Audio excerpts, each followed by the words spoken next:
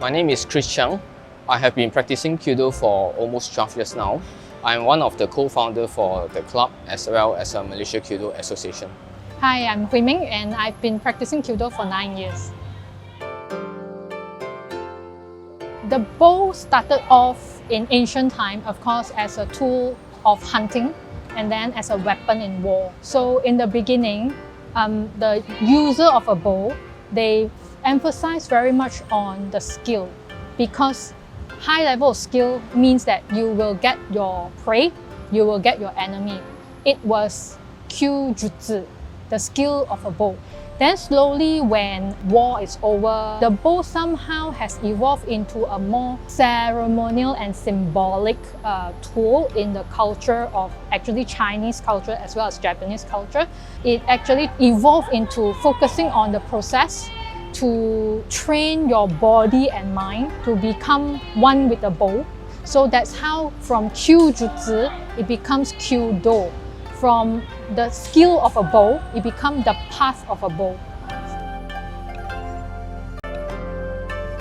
Olympics archery focus more on the performance. That is actually a result-oriented sport, whereby hitting is your deciding factor, something like your KPI. But when you talk about Kyudo, it's actually a martial art. In modern form, they actually repackage it into the do signifies a way, where there are three main focus for modern Kyudo. First one is Shin Zen Bi. Shin is the truth. Okay. Second one is Zen is goodness. That means it's etiquette. And the last one is called Bi is beauty. So you need to focus on your form. So through practice of your form, which is a good form, you can hit, which is the truth. The etiquette part is more like you need to cultivate the good values of Budo, your posture, respect, for example, and courage. These are all the good values. I started Kyudo when I was living in Japan. So I discovered that there was a Kyudo dojo in a local sports gym. So the sensei was very, very welcoming. And she welcomed me and taught me even though I was a foreigner and knew nothing about Kyudo. So that was how I started Kyudo in Japan. What inspired me to join Kyudo is because I like the samurai culture. I believe most of my teammates, some are actually manga enthusiasts, but I'm more interested in the samurai culture. And what I'm learning now is a little bit of an old school Kyudo, which I like. Kyudo may seem simple, but it is never easy to master something that is so simple. It helps to calm my mind, to focus on what you're doing, to be aware of things around you, but not be disturbed by them. That's what most interesting for me in Kyudo.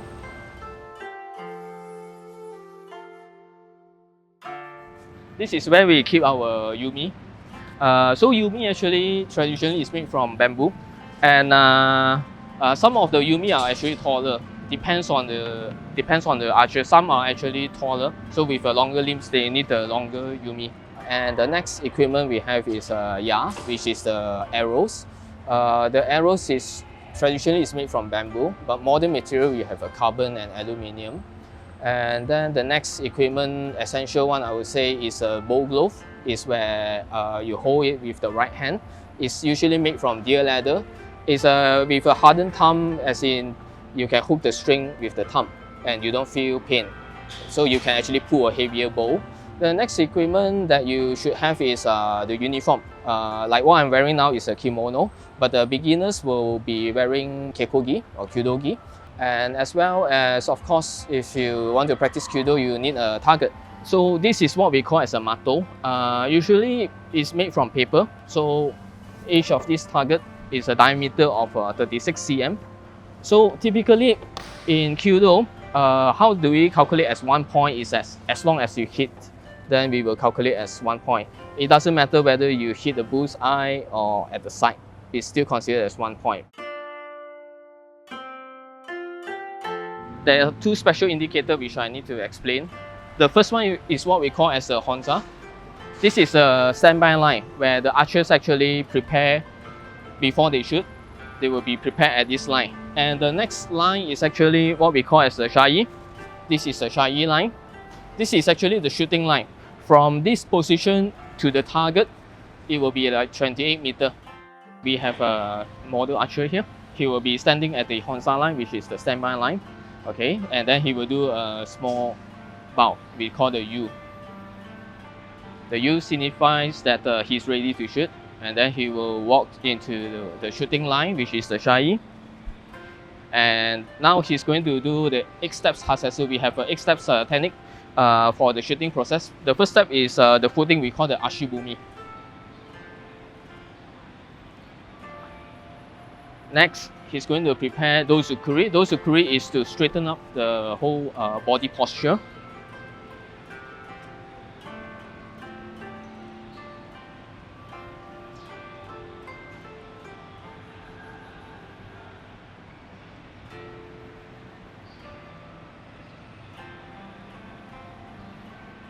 Next, he will be doing what we call as a Yugamai. Yugamai is a process for preparing the string hand and the bow hand, as well as preparing to look into the target. So now he's doing what we call as a Torikake. It's part of the Yugamai. This is the string hand, and this is the Tenuchi, as in the bow hand. And next, he's going to look at the target. We call the Monomi, and this completes the Yugamai. Next, he's going to lift the bow as what we call as a Uchu Ukoshi. And when the lifting of the bow is complete, he's going to do what we call as a Hikiwake, is to opening up the bow, usually to the 2/3. And then now he's going to do a full draw, what we call as a Kai or Sumi-ai in this case. And then he's going to release, we call the Hanare. And finally, this posture is what we call as a Zanshin, where actually the archers will need to reflect upon themselves of what is the shooting of the result. If they actually hit, then you need to remember this is a good feeling and I need to maintain this good feeling. But if the archer miss, then he need to reflect actually what happens that caused him to miss the target. Then that is a way that you can actually self-improve in a way. Yeah.